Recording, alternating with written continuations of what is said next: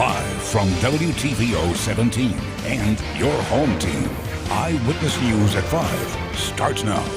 State line health departments prepare to enter the next phase of the Illinois COVID-19 vaccination plan. We'll show you who's first in line in our surrounding counties. Hockey players suit up ahead of their return to Rockford, but the BMO Harris Bank Center is far from filling up with fans as the Ice Hogs release their season schedule. Plus, future architects set their sights on improving life in the state line. Design students draft a plan to revitalize Rockford. Good evening, I'm Eric Wilson. Mimi Murphy is off tonight. Phase 1B of Illinois' COVID vaccination plan starts Monday. That means teachers, first responders, and grocery store employees can get the shot. It also includes anyone over the age of 65. Ari Bruckman joins us to break down eligibility in Region 1 counties. Ari? Monday could be a big day for thousands in our area. Today I reached out to the 5 counties in the state line area to see how they'll be handling the vaccine. The Winnebago County Health Department tells me over 32,000 people have registered for the vaccine on their website. The shot will be administered based on a person's job, age, if they live in a zip code that has a lot of cases, as well as health risk factors. Telling me there is no timeline for each group. It depends on supplies and the number of people. Boone County public health officials do have a vaccination in order. On Monday, they'll start with law enforcement 911 workers, security personnel, teachers, principals, student support and aides, daycare workers, correctional workers, and inmates. As they receive more doses, they will then move to food and agriculture, manufacturing, postal, transportation, and grocery store workers. Ogle County has already begun vaccinating those eligible for Phase 1B ahead of schedule, completing vaccinations for first responders and police and fire personnel. The health department says over 5,000 people have pre-registered for the vaccine. Lee County also started early. 222 employees at Dixon Public Schools received the vaccine today. The health department there expects to have 900 people vaccinated by the end of next week. I'm told they are using a hybrid schedule to immunize residents 65 and older, along with other personnel eligible for Phase 1B. I also reached out to Stevenson County but did not receive a response. All of the counties in our area have vaccine sign-ups. I'll add those to this story on our website, mystateline.com, if you haven't done it yet. Eric? Thanks, Ari. It will be at least another 3 days until Region 1 has even more relaxed COVID rules. The rolling positivity rate went up to 6.8%. If the rate would have stayed below 6.5%, we would have moved into Phase 4. Takes 3 days in a row of at or below 6.5 to move. Phase 4 isn't much different than where we are right now, except bars and restaurants can have tables of 10, and gyms and other rec facilities can also have more people inside. Hockey's back in Rockford. Ice Hogs hit the ice in just 2 weeks. Sports director Scott Leber is here with a preview of what fans can expect. Yeah, Eric, the American Hockey League announced about 3 weeks ago that the season was going to open on Friday, February the 5th. We didn't know then the details of that or what the regular season would look like, but now we do. The league schedule, including the Ice Hogs schedule, have been released. The Ice Hogs will open their season 2 weeks from tonight. They'll be at home at the BMO hosting the Cleveland Monsters. It'll be a 6 o'clock start. Unfortunately, fans won't be allowed to attend because of COVID-19. The Ice Hogs are hoping that at some point during the season, fans will be allowed to attend. That's to be determined. The regular season will consist of 30 games. It'll run through May 15th. To limit travel, teams will be playing mostly back-to-back games against the same opponent each weekend. There are a few Wednesday and Thursday games sprinkled in there, too, and a couple Tuesday games. The HL hasn't announced yet whether or not it'll host the Calder Cup playoffs this year. The Ice Hogs also have one preseason game scheduled for next Wednesday afternoon. That'll be in Chicago against the Wolves. Eric? Exciting news for hockey fans. Scott, thanks. Aspiring architects brainstorm ideas to improve the Forest City. Students from Judson University are on a mission to reimagine Rockford. Over the next few weeks, the group will study the Swift and Orchid neighborhoods south of downtown. After touring the area and identifying access issues, students will draft ways to make the neighborhoods more equitable. Architect Professor Alan Frost says the project teaches students about community service. I believe that architects and actually the students that educate the architects, we should have a public purpose.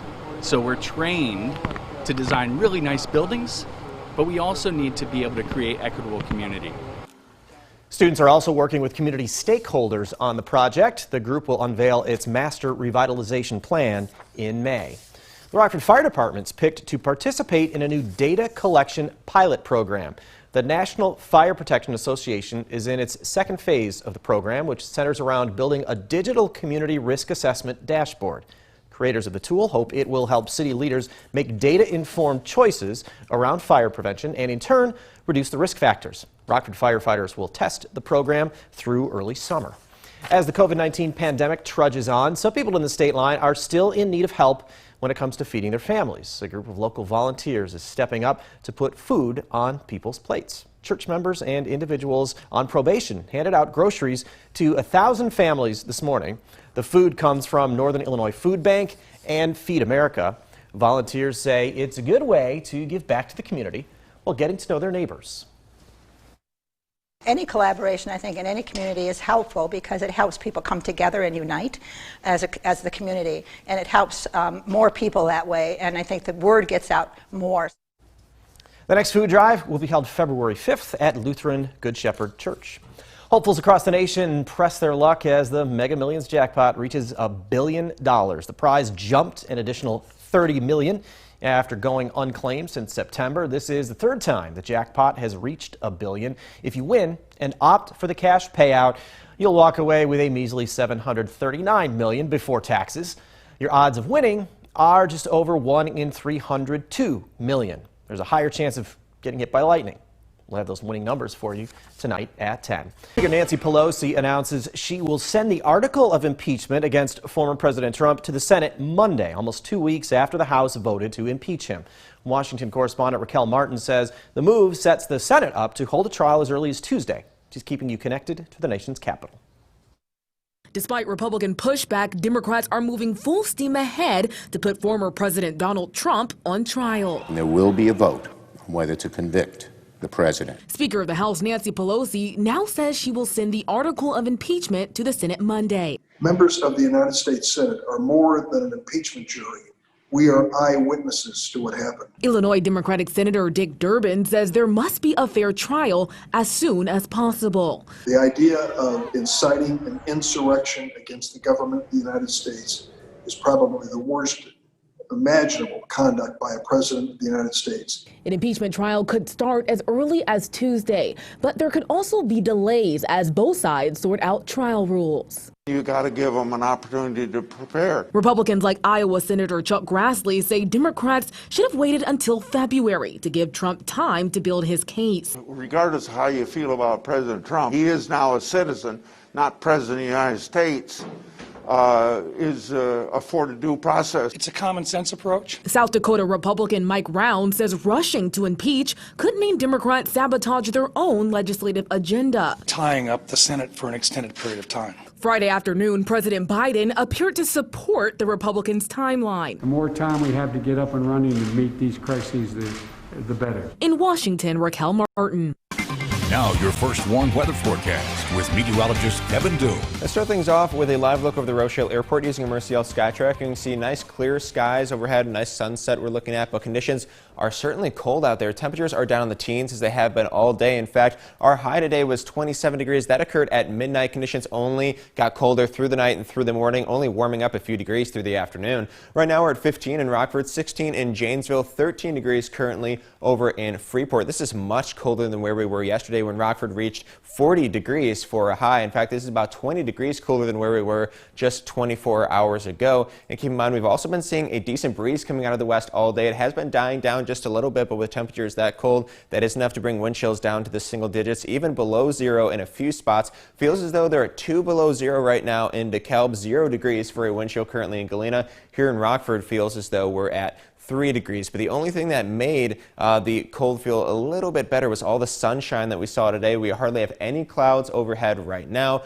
No rain or snow anywhere near the state line. In fact, pretty much the entirety of the Midwest is pretty quiet, but we do have a large storm system brewing well out to our west. It's still sitting west of the Rockies near the west coast, but that will eventually make its way into the Midwest, bring us the potential for a good amount of snowfall for the weekend. But for now, conditions are going to remain clear at least through the night tonight. By early tomorrow morning, we're going to see a few more clouds overhead. overhead. It's through the latter part of the morning and into the afternoon that we'll really start to see an increase in our cloud cover. That will lead to mostly cloudy skies by tomorrow evening, which will then lead to the potential for a few flurries for tomorrow evening. But the best chance for some pretty widespread snowfall comes in the overnight hours between tomorrow and Sunday. Now, most of the snow should be gone by the time we're waking up on Sunday. We'll likely see a few flurries linger on into the morning, possibly stretching as late as Sunday afternoon at the latest. So here's sort of an overview of what we're thinking for this storm system through the weekend, or at least through Sunday. Now, the heaviest snowfall should be confined to areas up to our north, whereas the greatest potential for freezing rain exists down to our south. So we're sort of right here in the sweet spot where we will be seeing some snowfall,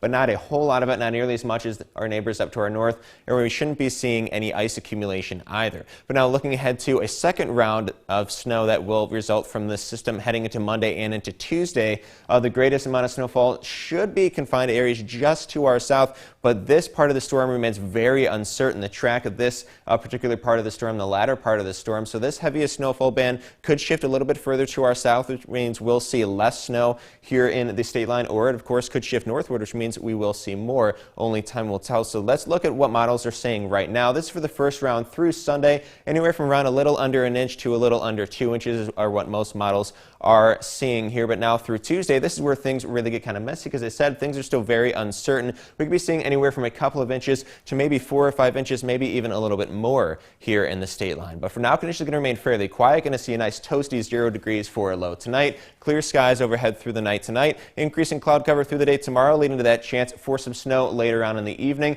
with temperatures a little bit warmer in the lower to middle 20s. Temperatures going to be pretty consistent over the next week or so. Upper 20s, lower 30s, with a good chance of snow pretty much every day all the way through the middle of next week. Should wrap things up, though, dry and with a good bit of sunshine. Eric? Now, the Napleton Sports Desk with Sports Director Scott Lever. Ever since getting battered in San Francisco last January, the Packers have waited a year for this Sunday. Another shot at getting to the Super Bowl, but this time against Tom Brady's Buccaneers. Now, I said last week the Rams were the type of team that could beat the Packers. Physical, a strong defense, a solid run game, but they didn't have an elite quarterback. The Buccaneers are physical. They have a top-flight defense that ranked in the top 10 in the NFL in every major category, including sacks and takeaways. They have 2 super-fast linebackers in Devin White and David Labonte, who have a chance to keep pace with the Packers' offensive weapons. I like running back Ronald Jones a lot, very underrated. And Leonard Fournette, looked like a new man last Sunday. And the Buccaneers, of course, have Brady, and he and Gronk will not be bothered by a cold and the snow on Sunday.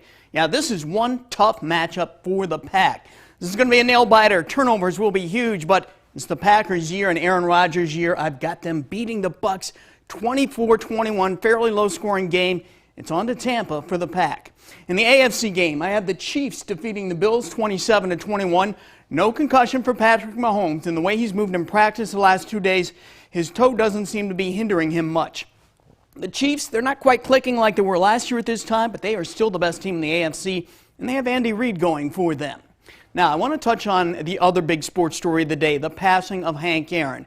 He might be one of the most overlooked superstars in baseball history. That sounds crazy, despite the fact that he is second on the all-time home runs list, first in RBIs, and third in base hits. He was also a Gold Glove outfielder. I became enamored with Hank Aaron in the 5th grade when I did a book report on him. Enamored because of his baseball talent and because of the way he dealt with racism and death threats and just kept going with class and grace. In 1975, when Aaron was winding down his career with the Brewers, my older brother-in-law took me to a Brewers-Indians game in Cleveland. I was pumped to see Hank Aaron play, but it turned out he wasn't in the lineup that day. I had to see him, though, with my own eyes, so during the game, I briefly positioned myself in the stands so I could look into the Brewers' dugout, and there he was. Just that one glimpse of Aaron is still one of the greatest sports thrills of my life. And by the way, I still have that book from 5th grade. It's simply titled Aaron. That's my take. We'll be right back. Let's have a look at our first Warren Interactive Radar, sponsored by Rockford Auto Glass and more. No rain or snow anywhere near the state line. In fact, we're expecting a clear night tonight, but cold. Temperatures falling to near 0 degrees, probably dipping below 0 in several spots. Things will warm up a bit for the weekend, but we have a complex of storms that will be coming through the weekend into the early part of next week, which will bring us several good chances for snowfall. Several inches are possible here in the state line, but to end next week, we should be looking at dry conditions and a good bit of sunshine to kick off next weekend. So a little warmer over the next few days, but certainly active. Thanks, Kevin. Stay safe.